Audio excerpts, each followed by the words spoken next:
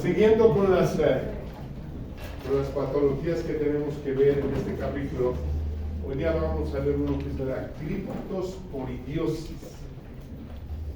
Esta enfermedad tiene algunos datos muy interesantes.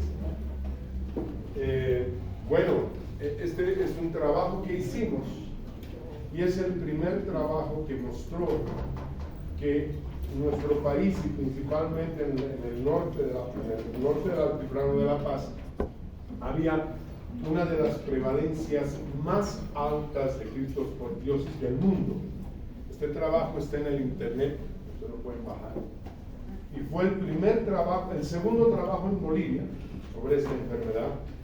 El primero se hizo en 1978, una comunidad que se llama Camiri.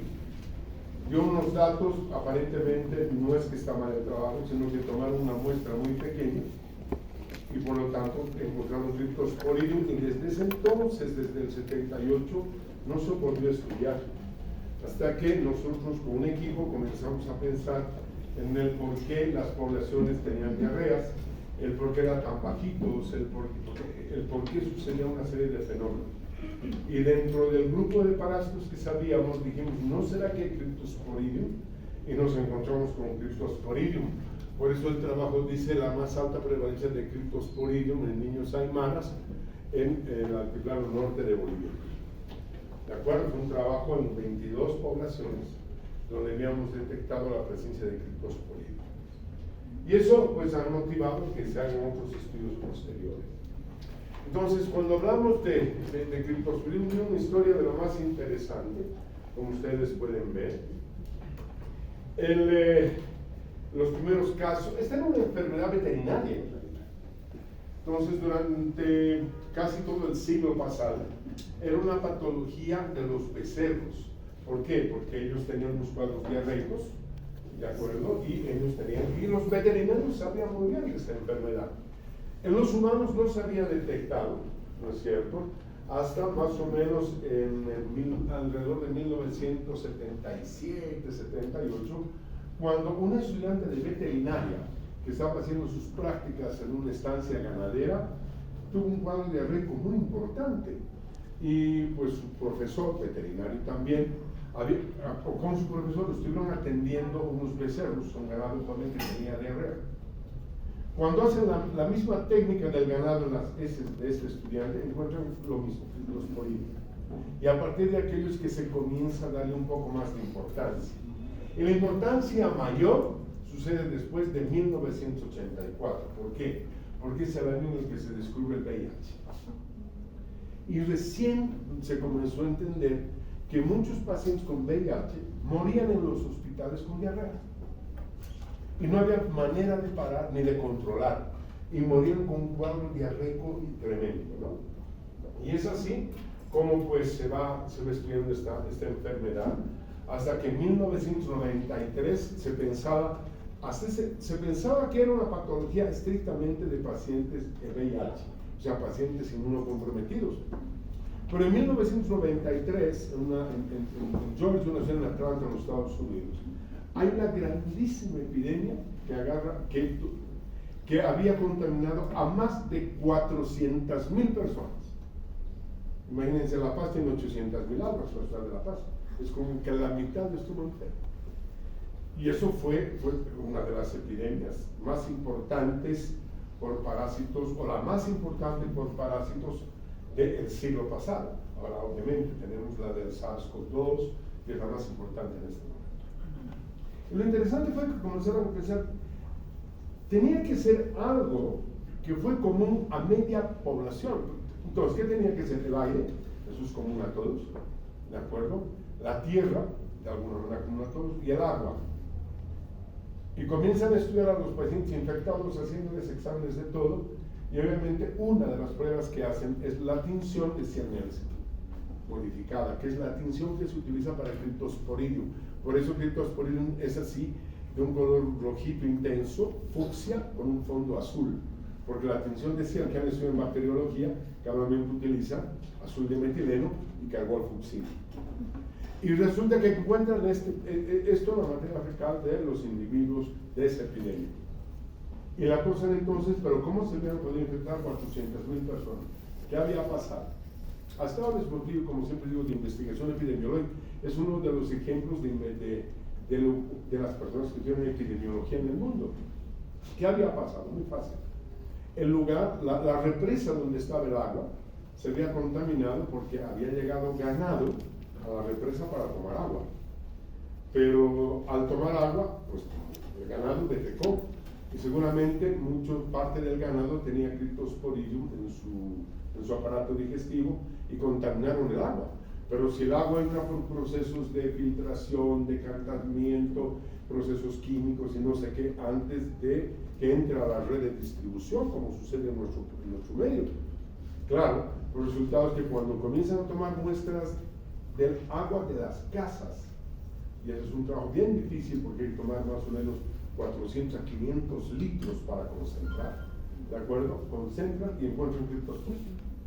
Entonces, ¿cuál fue la explicación? Se había contaminado. Y ahí se demuestra que en los procesos normales de floculación, de sedimentación y del uso del cloro eran insuficientes para eliminar a Cryptosporidium. Cryptosporidium, por lo tanto, se convierte en una IO, es una infección oportunista en pacientes inmunocomprometidos. Y ya, pues como ustedes ven, hubieron ya muchas más crisis epidémicas y no sé qué. Entonces, si nosotros definimos qué es la criptoenfermedad como tal, ustedes están leyendo allá, que es una materia fecal diarreica abundante. Los individuos pueden en el hospital, nuestros pacientes VIH, llegaron a tener hasta 30 a 40 episodios diarreicos en 24 horas. O sea, agua y agua. Inclusive nosotros teníamos unas camas para el cólera, enfermedad que no la, por suerte hubo un tiempo en el 90, ahora ya no. Las camas para el cólera tienen un hueco al medio, porque el paciente ya no se puede ni levantar. Se ubica, ¿no? Un hueco en la cama al medio. Entonces, de echado, defecto. Y hay un recipiente para almacenar. Y obviamente los pacientes con VIH se mueren. Entonces, por eso es una diarrea muy abundante. Nunca con sangre, jamás. ¿Por qué? Porque Cryptosporidium no penetra ni a la mucosa intestinal. Cryptosporidium lo que hace es forrar el enterocito y evitar, por lo tanto, que se dé todo el proceso, estimula para la salida de cloro y agua. O sea, es un parásito que arrastra agua del intestino delgado hacia la luz intestinal, y por eso es de que hay tanta diarrea. Con este tema, pues entonces tenemos que entender algo vital, que esta enfermedad es una enfermedad de rápida deshidratación. Cuando encontramos pacientes que tienen diarreas, pero así una tras otra, sin sangre, sin muy poca mucosidad como leen, con dolor abdominal, o sea, ese dolor que lo que llamamos retorcijón, dice la gente, ¿no? Para nosotros retorcijón, diarrea, pues tenemos que pensar si no estamos viendo a Cryptosporidium. Hay muchas especies de Cryptosporidium. Cuando comenzamos el estudio, nosotros sabíamos solamente que habían dos: Cryptosporidium parvum, bueno, 5, Parvum meleagritis, Bailey y algunas más. Siempre pensamos que era parvum. Años después, otro equipo de trabajo en Europa demuestra de que lo que afecta al humano es Cryptosporidium hominis primero, que sería el Cryptosporidium que se transmite entre humanos, y Cryptosporidium parvum, que es el Cryptosporidium de los animales. Entonces serían las dos especies fundamentales que son las que nos ocasionan la enfermedad. Y cuando ingresa el parásito, tiene que ingresar por vía oral, lo ingerimos al parásito, se desenquista, porque lo mismo que vamos a ver que esto es más complicadito luego, se desenquista, forman trofozoitos y los trofozoitos se multiplican en el intestino, como hemos visto en el caso de Giardia, más o menos similar. De hecho, Cryptosporidium y Giardia van de la mano. Cuando vemos un paciente con Giardia, siempre sospechamos si no tendrá además Cryptosporidium, o a la inversa, se enquista y se elimina por las heces, ¿no? Y puede haber un proceso de autoinfección externa. O sea, este proceso ustedes ya lo hemos visto y ya lo hemos comprendido seguramente al leer nosotros. Sin embargo, el ciclo evolutivo es totalmente distinto. No sufre. ¿Has traído tu puntero? Préstame, porque tenemos que hacerlo esto con calma. Eres muy amable. 50 puntos. Voy a poner aquí para ir explicando lentamente este sistema. Bien. Voy a comenzar de este. Voy a comenzar del ooquiste de pared gruesa. Este es el ooquiste de pared gruesa que se elimina en la materia fecal. Este ooquiste tiene unas estructuras, es bien pequeñito el ooquiste, mide entre 2 a 6 micrómetros, o sea, casi máximo como el tamaño de un glóbulo rojo, para que vean lo pequeñito que es. ¿De acuerdo? Eso lo tenemos que ver con inmersión. Entonces, el resultado que este ooquiste que tiene 4 esporozoitos. Como es de pared gruesa, es altamente resistente al cloro, altamente resistente al ácido clorhídrico de nuestro organismo, y pues una vez que llega al duodeno, se digiere la pared del quiste y quedan libres los esporozoitos. Son 4. Son tan delgados y finitos que los esporozoitos se introducen entre la microvellosidad intestinal, no entre las vellosidades intestinales, entre la microvellosidad intestinal. ¿De acuerdo?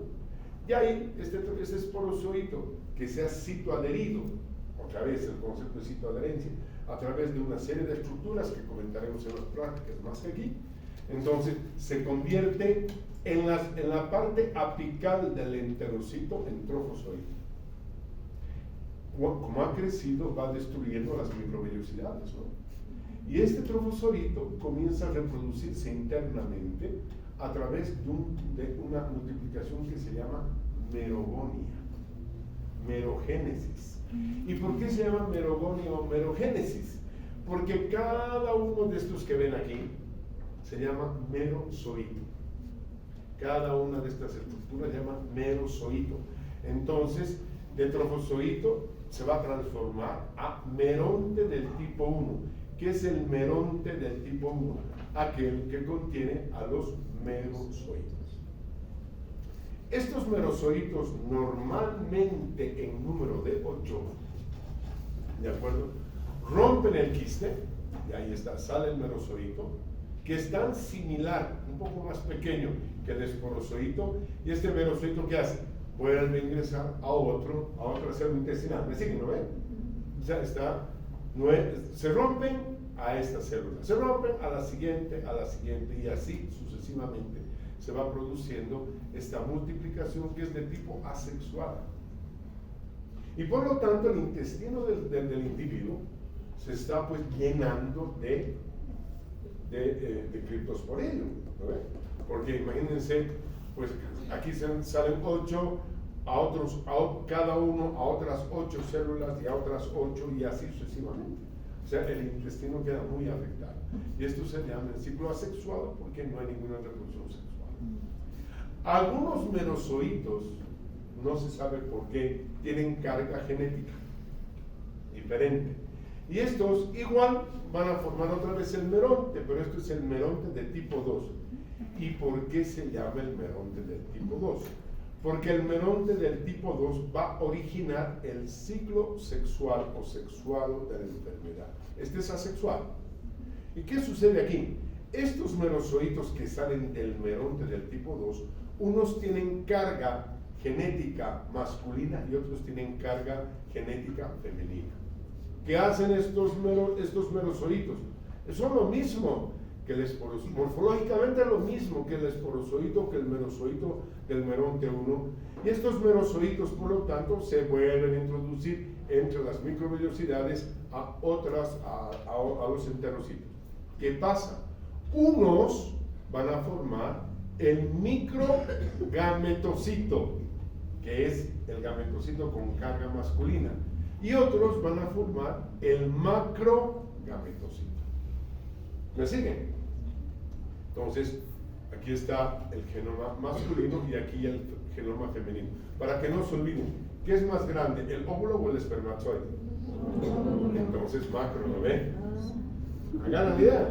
Ah, fácil, ¿no? El macrogametocito viene a ser como el óvulo, pero no se llama óvulo, cuidado que me pueden echar un óvulo. No he dicho que se llame óvulo, he dicho que es parecido. ¿De acuerdo?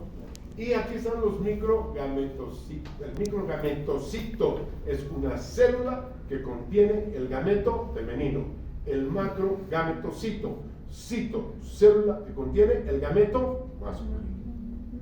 El resultado es que se salen los o al revés, entonces, el microgametocito, la célula que contiene los gametos masculinos. Bueno, y entonces el macrogametocito, la célula que contiene el genoma femenino. Resulta que estos microgametos serían como los espermatozoides, para dejarme entender. Rompen la célula, se introducen donde está el macrogametocito y fecundan para formar el huevo o cigoto. Todo este ciclo, por lo tanto, es un ciclo sexual. Quiere decir que el parásito, a diferencia de todo lo que hemos visto hasta ahora, esto es diferente y nuevo, ¿verdad? No es ni de los mintos ni nada. Entonces aquí viene que tiene un ciclo sexual y un ciclo asexual. ¿Qué sucede con el huevo cigoto? No sabemos tampoco a qué se debe la carga genética. Resulta que unos van a formar lo que se llama el ooquiste de pared delgada. ¿Qué es eso? Un ooquiste como este, pero de pared delgada. Quiere decir que este ooquiste de pared delgada, la pared del quiste se digiere dentro de nuestro intestino. Y por lo tanto, como sucede dentro del intestino delgado, salen los esporosolitos y vuelven a mantener el ciclo. Mientras que otros se llaman los ooquistes de pared gruesa, que son los que salen con la materia fecal y se eliminan con la misma. Entonces nos ponemos a pensar, un individuo que tiene este parásito puede tener más parásitos por este lado, ¿no? Porque hay el ciclo asexual. Y va a tener más parásitos en la medida que tenga ooquistes de pared delgada. Ustedes me preguntan, ¿y cuántos ooquistes de pared delgada hay? ¿Qué porcentaje hay de pared delgada y de pared gruesa? Hasta ahora no se ha podido medir. ¿Cuánto es 50-50? ¿60-40? No tenemos idea. Pero es otra manera de comprobar cómo se va produciendo la infección. Pero hay un detalle que quiero que observen. Si se dan cuenta, les decía que aquí se introduce por la microvellosidad y todo se forma en la parte superior de la célula. ¿Sí? El resultado es de que además en la parte superior de la célula se forma una estructura que protege al parásito. Fíjense, siempre en la parte superior de la célula. ¿Se dan cuenta? Como tiene una estructura que mantiene al parásito en su interior, ¿de acuerdo? Se llama vacuola parasitófora. Forum quiere decir protección. Recuerden, embrióforo, ¿no? Forum, protección. Protección del parásito, sí, dentro de una vacuola. Entonces, si seguimos seguimos la idea, si todo se produce dentro de la célula, pero no dentro del citoplasma, no sé si me dejo entender, este es un parásito intracelular, pero extracitoplasmático. ¿Cómo es eso? Claro, porque el parásito tiene una vacuola parasitófora que lo aísla del resto de la célula. Pero ¿qué está destruyendo siempre? Las microvellosidades, ¿no? Porque siempre es apical en la célula. Siempre, fíjense, nunca vamos a encontrar una estructura parasitaria dentro del citoplasma, siempre en la superficie. ¿Y por qué en la superficie del intestino, del intestino delgado? ¿Por qué? Porque aquí está pasando el alimento, ¿no? Entonces, ¿qué va a hacer? Tiene que simplemente, por simple difusión, pues todos los nutrientes van a ingresar para que él pueda reproducir este ciclo, ¿de acuerdo?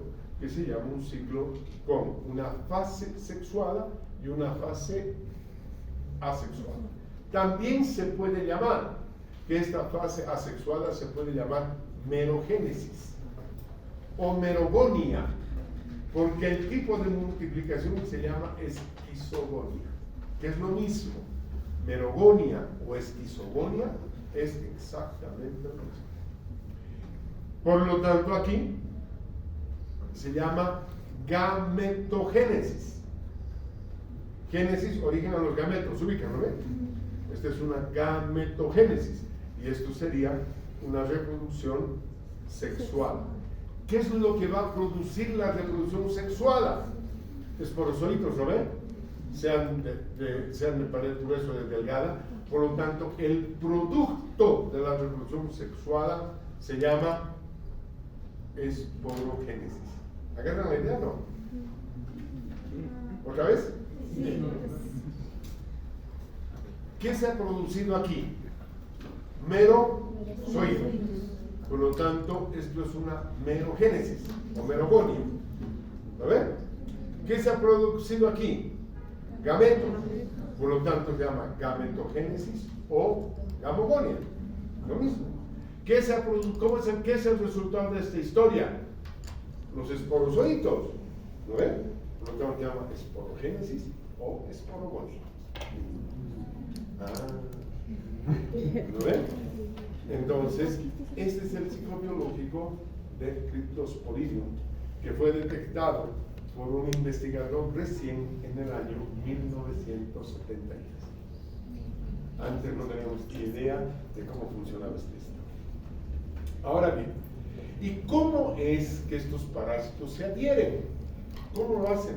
Y aquí está, a través de lo que se llama el complejo apical. Eso vamos a ver un poquito más en prácticas en detalle. ¿Qué es el complejo apical?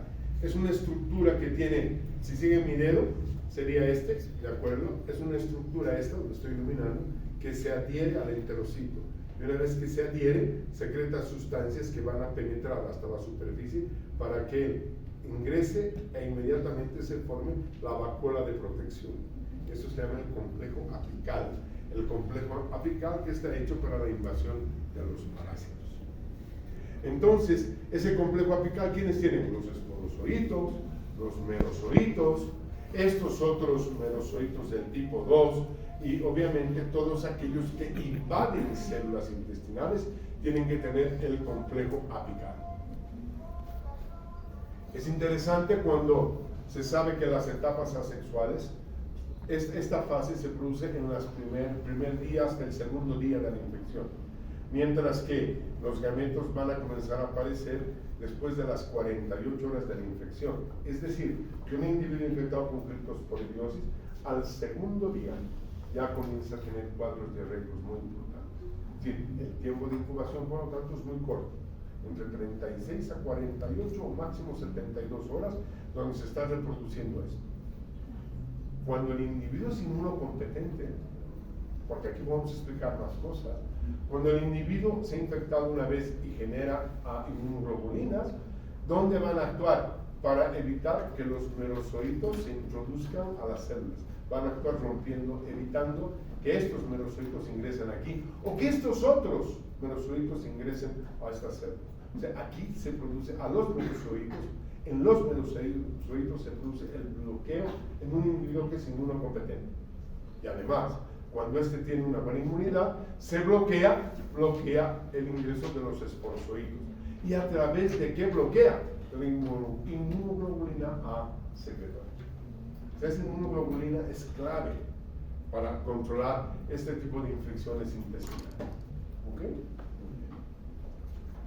Eso vamos a trabajar un poquito más en práctica, solamente porque hay momentos que no se entienden.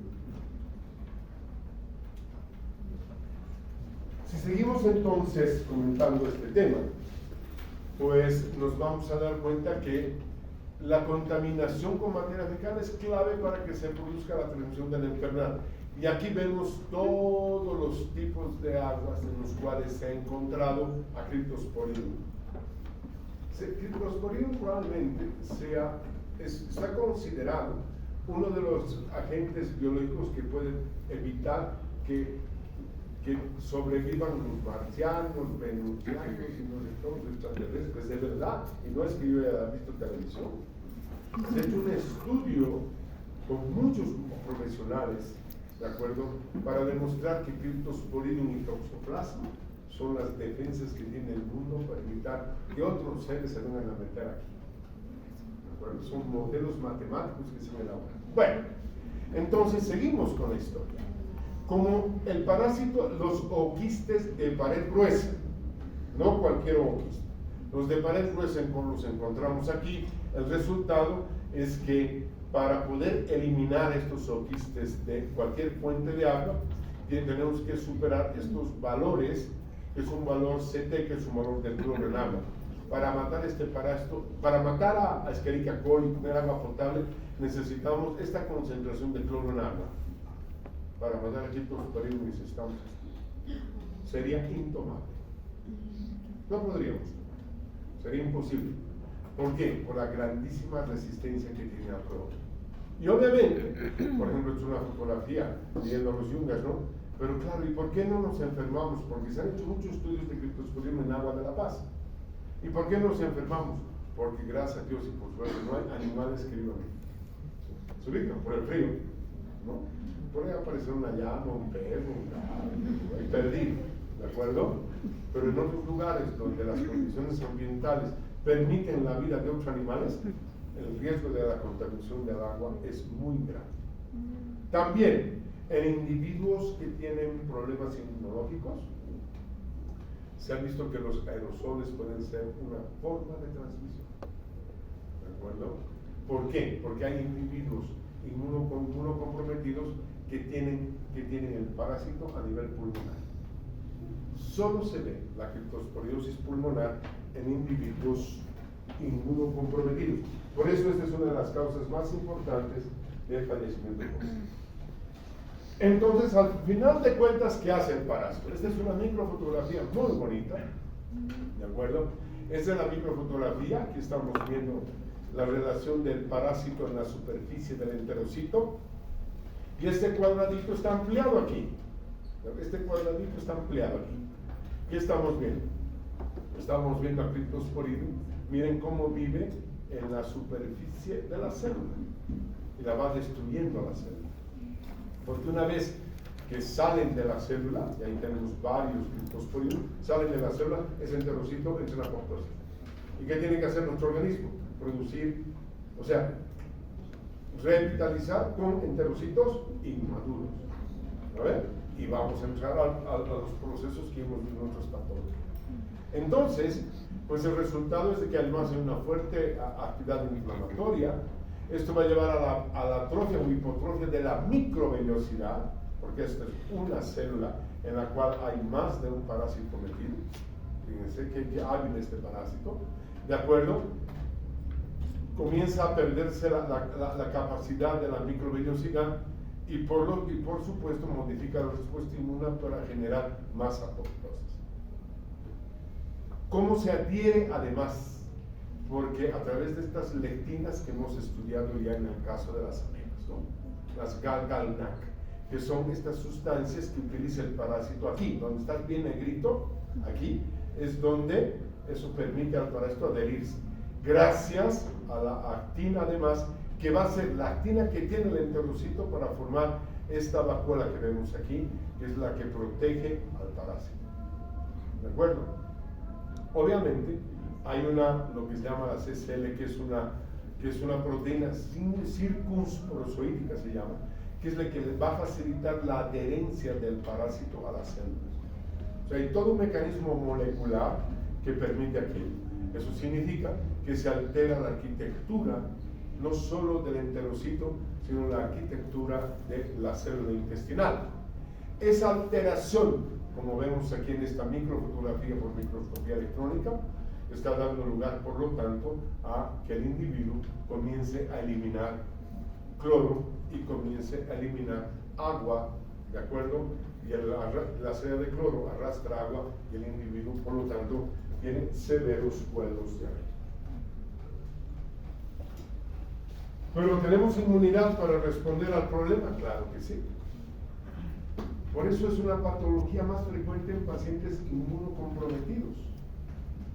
Muchos de nosotros tal vez hemos tenido un cuadro diarreico que ha durado varios días y que se ha podido autolimitar. Gracias a la respuesta inmune, esta enfermedad se autolimita hasta en 14 días. ¿Y por qué se autolimita? Porque no tenemos ningún medicamento efectivo para lograr a Cryptosporidium. No hay. Para todos tenemos, menos para este.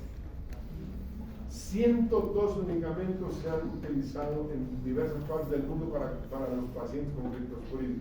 ninguno tiene buen resultado. El único que ayuda un poquito es la nitazoxanida, como vamos a ver después. O sea, si sobrevivimos es gracias al sistema inmune, como ven, gracias a la IgA secretoria intestinal, que es la que va a evitar que los parásitos se puedan adherir. Ya estamos viendo otro tipo de respuesta inmune que nos protege, ¿de acuerdo? Que nos protege. Inclusive sabemos bien, perdón, que los mastocitos que eliminan prostaglandinas, disculpen una cosa, a producir mayor peristalsis se están eliminando parásitos, que de alguna manera es un mecanismo de defensa. La diarrea, entre comillas, se convierte también en un mecanismo de defensa, porque se eliminan muchos parásitos. Por lo tanto, ¿de qué depende que la infección sea grave? La clave del estado inmune de los bebés. Y eso está en relación con el estado nutricional, ¿no? Si hay buen estado nutricional, hay proteínas. Si hay proteínas, hay globulinas. Si hay globulinas, hay inmunoglobulina. La edad es una más frecuente en menores de 12 años. Las infecciones continuas, claro, si el individuo vive como sucede en nuestro país, que anda tomando permanente agua contaminada. ¿Y dónde era este trabajo? ¿Se acuerdan de fasciole hepática? ¿Se acuerdan que fasciole hepática la encontramos en el ganado bovino? ¿De acuerdo? ¿Y dónde está criptosporidum en el ganado bovino? O sea, todo está armado, ¿no? Entonces contamina el agua, la gente toma y se infecta. ¿De acuerdo? Y obviamente depende del tipo de criptosporidum. Ahora bien, ¿quiénes son más susceptibles?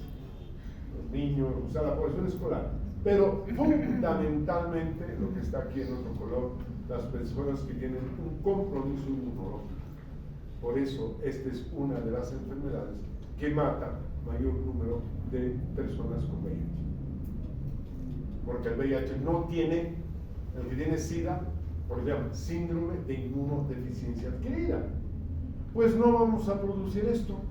Y por lo tanto, el Cryptosporidium va a destruir o colonizar todo el intestino delgado. Entonces, tenemos un periodo de incubación que va desde los 2 días. Recuerden que a las 36-48 horas ya se están produciendo la destrucción celular, y vamos a ver que mucha población es asintomática, claro, porque tiene un buen sistema inmune. El promedio de duración de la diarrea es de 12 días hasta 14 máximo, pero puede durar 2 días o 3, depende de la condición inmunológica. Hay recaídas y todo aquello. ¿Y qué es lo que tiene el paciente inmunocompetente? Diarrea. Eso es lo que tiene. ¿De acuerdo? Diarrea. Es lo que tiene. Fiebre no tiene. Náuseas y dolor abdominal. Con dolor abdominal del tipo, eso que a uno le retuerce. ¿Les han retuerce alguna vez que agarras y pones la mano y haces esto, ¿no ven? Ese dolor sí. Que no es propio del criptosporidum, son de muchas otras infecciones, ¿de acuerdo? Y obviamente, tanta diarrea, pues la gente no come, no se alimenta, o lo que come bota inmediatamente. Hay gente que come y va al baño, ¿no? Debería escuchar alguna vez, ¿no? Come algo y inmediatamente va al baño. Claro, él no va a absorber ningún nutriente y eso puede comprometer el estado nutricional. Eso en inmunocompetentes. En inmunocomprometidos, que tienen menos de 200 linfocitos con el complejo de diferenciación 4 por mililitro, la cosa es mucho más grave.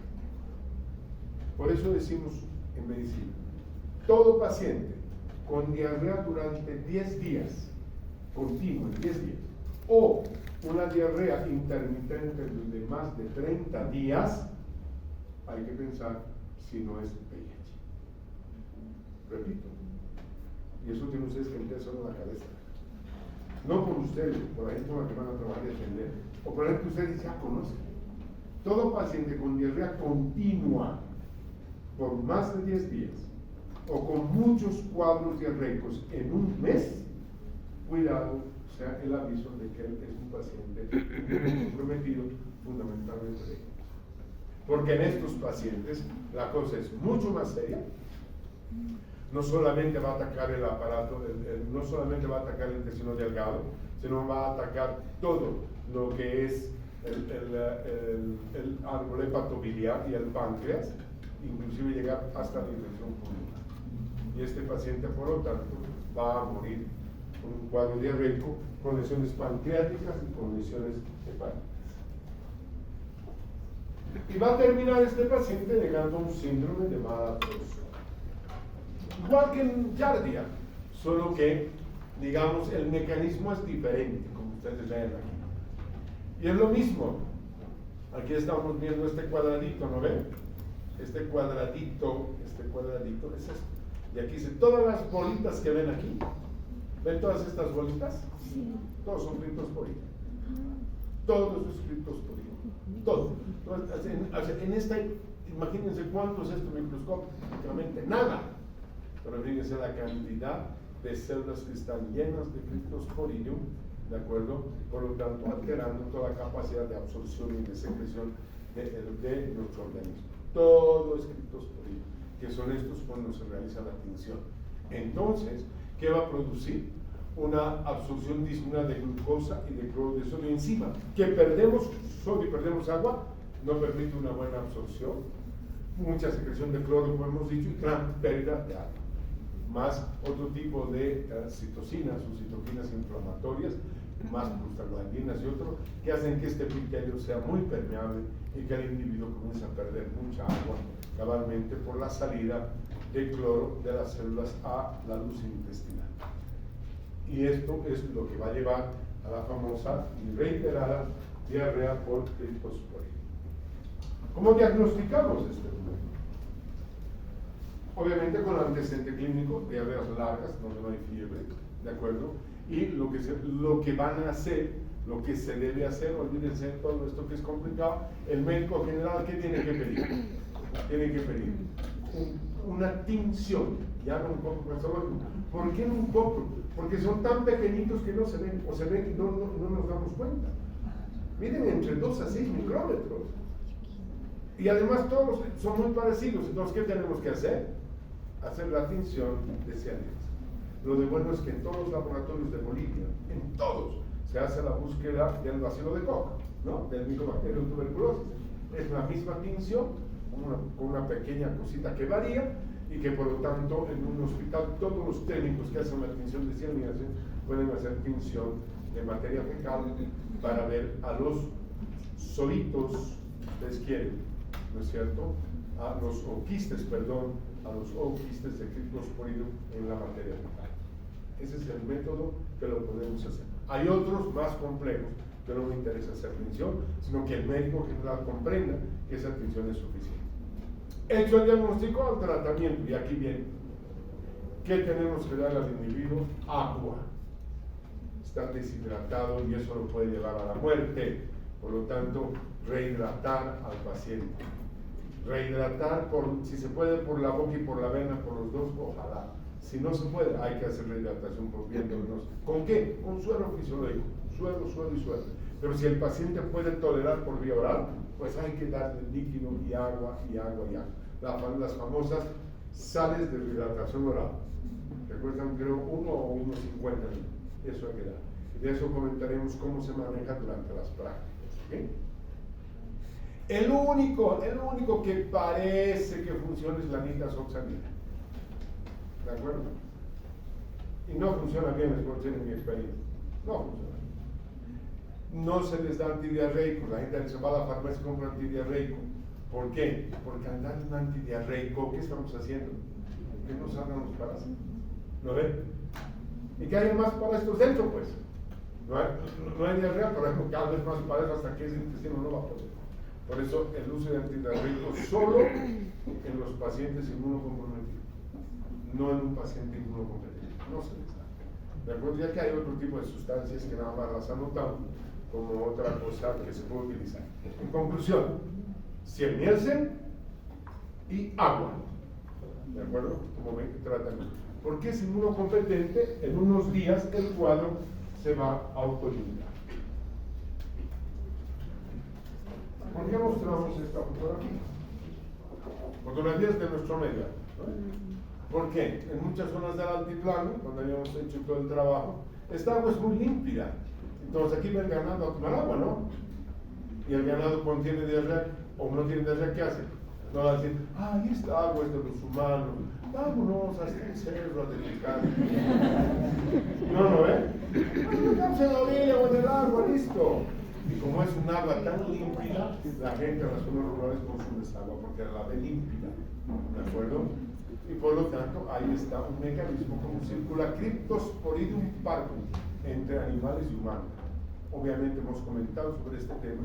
Y cuando hay inundaciones en la zona del Ben, pues toda esta agua contaminada baja y contamina todo este lugar. Y las piscinas son lugares de transmisión de la infección. ¿Por qué? Porque la concentración de cloro que se utiliza en una piscina no es suficiente para matar a Cryptosporidium. Ay, pero ¿acaso la gente entra cerca acá? No, la gente no se ducha antes de entrar a la piscina. Y puede tener partículas de materia fecal en la región perianal, al borde del orificio anal. O los chicos que tienen diarrea, pues no se limpian bien, no es que van a defecar aquí, pues como tenemos costumbre de ducharnos antes de la piscina, se meten a la piscina y estas aguas recreativas son una manera de que la gente ingiera Cryptosporidium, porque todo el que entra a una piscina toma, le guste o no le guste, muchos vasos de agua, si no son litros de agua. Como en las piscinas, todo puede suceder, entre ellas hacer pis. Bueno, a ver, ay, voy un ratito voy a hacer pis, nada.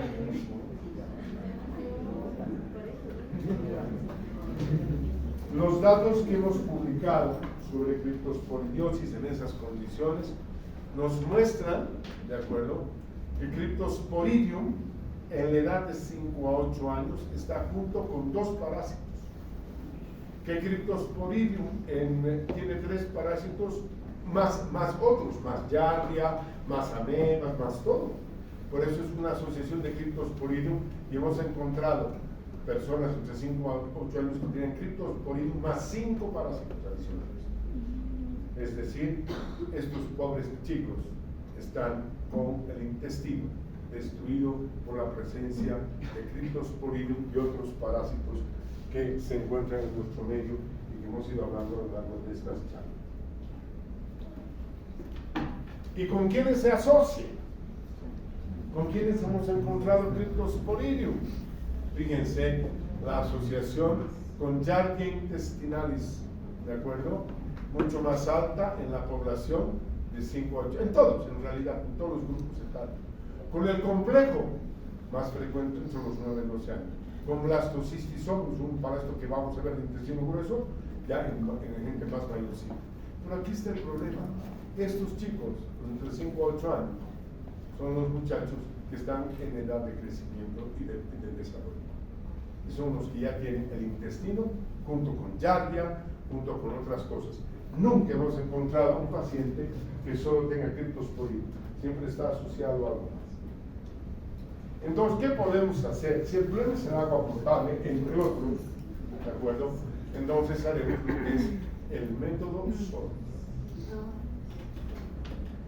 ¿Qué es el método SOLT? Lo que ustedes ven aquí, esto es una calamina metálica, ¿de acuerdo? Calamina metálica, donde se colocan botellas de agua, tapaditas, no llenas, un cuarto, casi 4/5 partes llenas. Se utiliza, por lo tanto, esto ¿para qué? Para que la radiación ultravioleta actúe sobre el agua. ¿Por qué? Porque caen los rayos solares y está afectando a los parásitos varios que tenemos, no solo Cryptosporidium, otros más, como Giardia también. Y además el reflejo de la luz en la calamina hace que los rayos ultravioleta vuelvan a ver. Ese es un doble efecto de la radiación ultravioleta. Pues tiene que ser en calamina metálica, nunca en calamina de otro material. Este método SODIS, ¿de acuerdo?, permite lo que se llama tindalizar el agua, que sería un término que permite comprender que esta agua es tomable después de 6 a 8 horas de haber expuesto a la luz solar. Fundamentalmente cuando no hay nubes, ¿de acuerdo? O sea, como ahora en el invierno, es un sol hermoso con un azul celeste en el cielo, esa es una época ideal para tindalizar agua cuando no tenemos otra opción. Y estamos haciendo algo que otros países, como hemos mostrado el otro día, lo hacen ya de una manera pues mucho más científica, ¿no?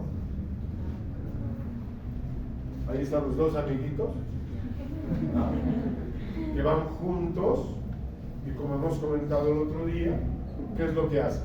Todos los procedimientos en los lugares de tratamiento de agua, todo el procedimiento, pero aquí hemos sacado esa flechita para mostrar esta imagen, que son las bombas de radiación ultravioleta que permiten que antes de que el agua salga para la distribución, después de haber pasado todo el tratamiento, puedan, por lo tanto, esta agua ser bebible, ¿de acuerdo? Agua que puede ser utilizada por el humano. Miren a lo que ha tenido que llegar la humanidad para tener una agua, o mejor dicho, perdón, agua que sea de consumo por la tremenda clororesistencia. ¿Preguntas que tuvieran sobre el tema? ¿Ya han descansado? Gracias por el comparativo. Entonces,